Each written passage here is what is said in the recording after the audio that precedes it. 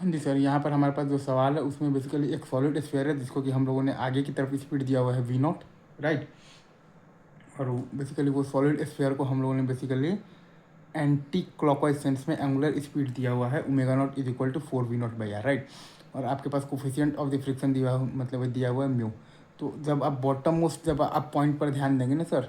तो वो ग्राउंड के रेस्पेक्ट में फॉरवर्ड एक्शन में मूव कर रहा है, मतलब कि आपके पास फॉरवर्ड स्लिपिंग है, मतलब कि काइनेटिक फ्रिक्शनल फोर्स आपका जो है वो लग रहा है बैकवर्ड डायरेक्शन में लग रहा है टू मेक तो V is equal to omega, right. Again मैं फिर से बोल रहा हूँ, आप जब बॉटम मोस्ट पॉइंट को जब आप ध्यान से देखेंगे तो वो बेसिकली ग्राउंड के रेस्पेक्ट में बेसिकली फॉरवर्ड डायरेक्शन में मूव कर रहा है, मतलब कि आपके पास फॉरवर्ड स्लिपिंग है, मतलब कि आपके पास काइनेटिक फ्रिक्शनल फोर्स जो है वो आपका बैकवर्ड डायरेक्शन में आपका लग रहा है टू मेक तो V is equal to omega, right sir, is it true. तो काइनेटिक फ्रिक्शनल फोर्स जो है वो आपका पॉइंट पी से पास कर रहा है, तो काइनेटिक फ्रिक्शनल फोर्स का टॉर्क जो है वो पॉइंट पी के अबाउट जीरो है। तो अगर आप चाहें तो बेसिकली तो पॉइंट पी के अबाउट आप एंगुलर मोमेंटम कंजर्वेशन लगा सकते हैं, तो वही हम लोगों ने यहाँ पर किया है। तो एम वी नॉट आर और माइनस आ गया है हमारे पास 2/5 एम आर स्क्वायर इंटू आ गया है basically 4 V naught by R is equal to, जब प्योर रोलिंग स्टार्ट हो जाएगा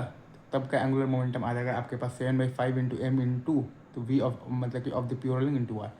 तो जब प्योर रोलिंग स्टार्ट हो जाएगा तब का एंगुलर मोमेंटम आ जाएगा आपके पास 7/5 इंटू एम इंटू तो V of the pure rolling into are.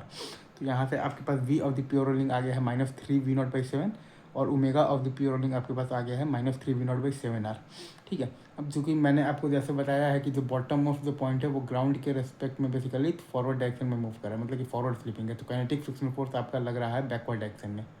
To make तो वी इक्वल टू ओमेगा। तो आप बेसिकली तो V at any time T आप क्या लिखिएगा, V naught minus mu G T is equal to omega at any time T alpha होता है आपके पास basically torque by I, mu M G R by I है आपके पास 2/5 M R square into T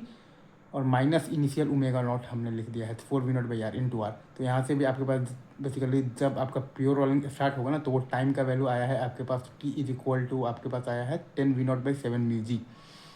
आपके पास टाइम का value आया हुआ है 10 we naught by 7 mu G और वी प्योर रोलिंग आपका यहाँ से दिख रहा है आपको कि -3 वी नॉट बाई 7 है और ओमेगा प्योर रोलिंग आपका है -3 वी नॉट बाई 7 आर।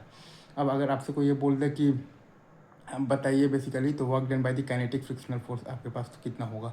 तो वो आता है आपके पास 7/10 into M into V pure rolling का होल स्क्वायर, मतलब कि 9/49 इंटू वी नॉट स्क्वायर और माइनस आ जाता है आपके पास हाफ एम तो वी नॉट स्क्वायर और प्लस हाफ आई है आपके पास तो 2/5 M R square into omega naught है आपके पास 4 वी नॉट बाई आर का whole square. Enjoy, thank you very much, love you guys.